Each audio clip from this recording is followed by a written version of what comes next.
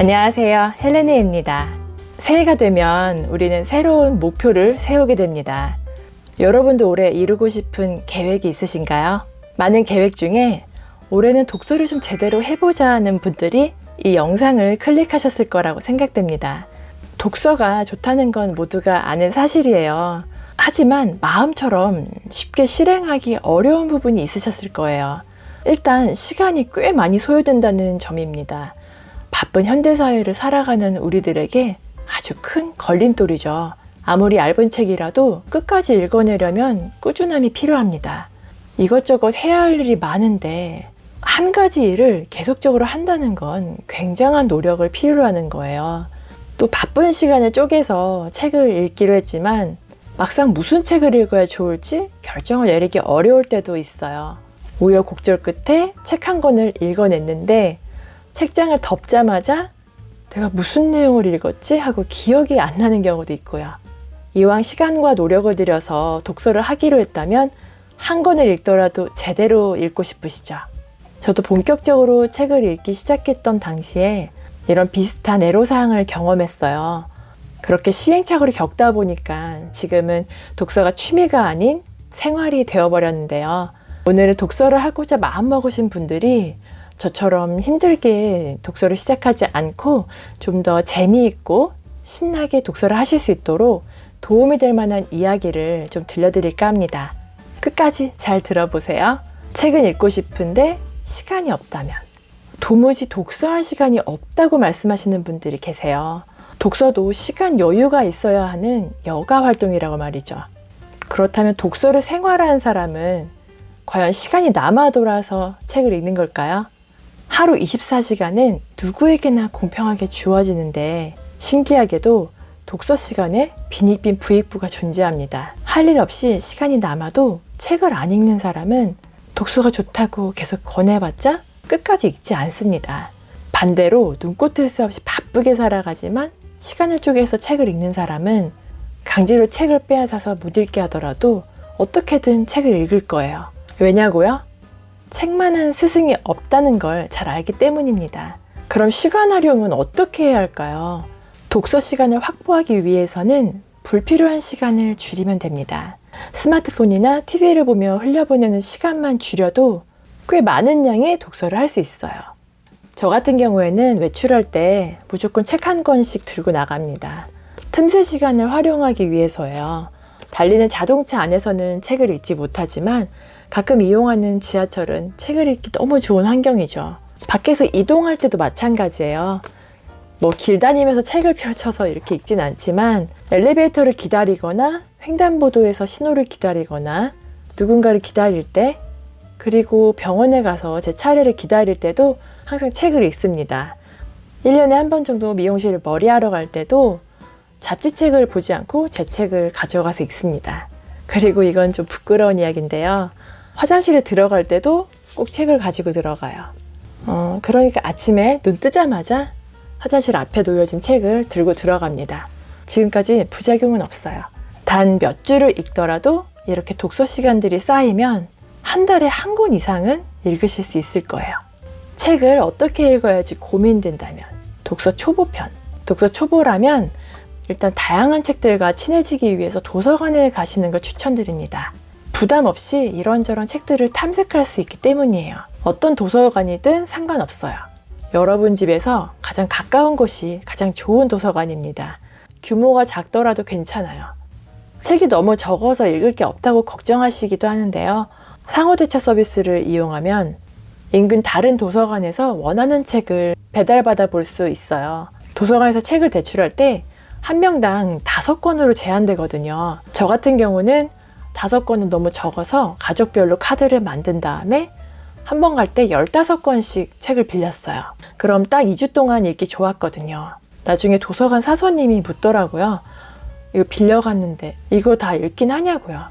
그렇다고 대답하니까 놀라시더라고요. 독서를 처음 시작하는 시기에는 이렇게 여러 권의 책들을 곁에 두고 골라보는 재미를 경험하시는 게 중요해요. 처음부터 끝까지 다 읽겠다는 마음은 버리시고 일단 10장 정도만 읽어보는 거예요.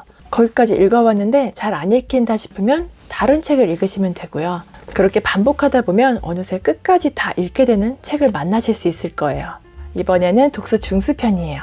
어느 정도 책을 읽으신 분이라면 서점에서 직접 사서 읽는 걸 추천드립니다. 이때부터는 책을 소유하고 싶다는 욕심이 생기실 거예요. 왜냐하면 책의 밑줄도 긋고 메모도 하고 싶어지기 때문입니다. 독서는 그냥 눈으로 글씨만 읽는 게 아니니까요. 글을 통해 생각을 하게 만드는 게 독서잖아요. 그래서 책을 도구 삼아 생각을 확장하려면 내 마음대로 줄을 긋고 메모를 할 수 있는 책이 필요합니다. 도서관에서 빌린 책에 그렇게 하면 안 되잖아요. 그럼 이제부터 여러분의 돈을 지불하고 책을 사야 할 텐데요. 제가 생각하기에 책이 주는 가치에 비해 책값은 여전히 저렴하다고 생각되지만 여러 권을 계속해서 사려면 부담이 될 수 있잖아요. 그러니 꼭 필요한 책을 선택하는 현명한 안목이 필요하겠죠. 어떻게 사야 나 책 좀 잘 산다고 소문이 날까요? 많은 분들이 편리하니까 인터넷 서점을 이용하시는데요. 저 같은 경우에는 일부러 오프라인 매장에 가서 책을 고릅니다. 일단 책이 있는 공간이 좋아서 가기도 하지만 직접 실물을 보고 산 것과 인터넷 화면에 나와 있는 그림만 보고 산 것은 좀 다르더라고요. 화제의 책이라고 해서 묻지도 따지지도 않고 구매했는데 생각보다 별로여서 읽지 않게 되거나 조그만 이미지와 제목만 훑어보다 보면 좋은 책임에도 불구하고 놓치는 경우가 종종 생기더라고요. 그래서 되도록 서점에 가서 직접 만져보고 책을 구매합니다. 어떤 책을 고르면 후회가 없을까? 보통 베스트셀러를 구입하는 경우가 많은데 베스트셀러가 반드시 양질의 책은 아니라는 점을 염두에 두셔야 합니다. 단순히 마케팅이나 인기에 힘입어 일시적으로 판매 부수가 높을 수도 있기 때문이에요. 그렇다면 양질의 책은 어떤 책일까요? 바로 스테디셀러예요. 오래도록 많은 사람에게 읽힌 책이 진서라고 할 수 있죠. 인터넷 서점에 들어가서도 스테디셀러 검색이 되니까 각 분야별로 참고해서 독서 목록을 적으시면 좋을 거예요. 저 같은 경우에는 처음에 무슨 책을 읽으면 좋을지 물어볼 사람도 없고 또 검색해서 알아보기 또 애매해서 독서에 관련된 책을 찾아 읽었는데요. 그 책들의 뒤에 보면 추천 도서 목록이 있어요. 그 목록들을 메모해서 나중에 또 구매하고 읽어봤거든요. 거기에 나와 있는 책들을 읽어보니까 실패 확률이 많이 줄었었어요.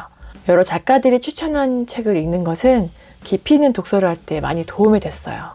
보통 책을 고르기 전에 책 표지를 꼼꼼히 살펴보라고 하잖아요. 부제목이나 띠지에 있는 문구, 뒤편에 있는 문장들이 책의 핵심이라고 볼 수 있습니다. 거기에 더해서 목차와 머릿말도 살펴보면 좋죠. 저는 거기까지 다 본 다음에 책의 마지막 부분을 먼저 읽거든요. 왜냐하면 뒷부분에 밑줄 치고 싶은 문장이 있다면 그 책은 전체적으로 알차게 구성되어 있을 확률이 높아요. 간혹 어떤 책들은 초반에 할 말을 다 해버려서 뒤로 갈수록 내용이 없기도 하거든요. 책을 읽다 보면 꼬리에 꼬리를 무는 독서를 하기도 합니다. 감명 깊게 읽은 책의 저자가 쓴 다른 저서를 찾아 읽는 거예요. 어떤 책을 읽었는데 너무 좋았다. 그 책을 쓴 저자가 쓴 다른 책이 또 있을 거예요. 그 책을 또 찾아서 읽어보는 거죠. 그리고 책 뒤편에 보면 참고 문헌들도 있어요. 그 책들 중에서 읽고 싶은 책을 고르셔도 좋고요.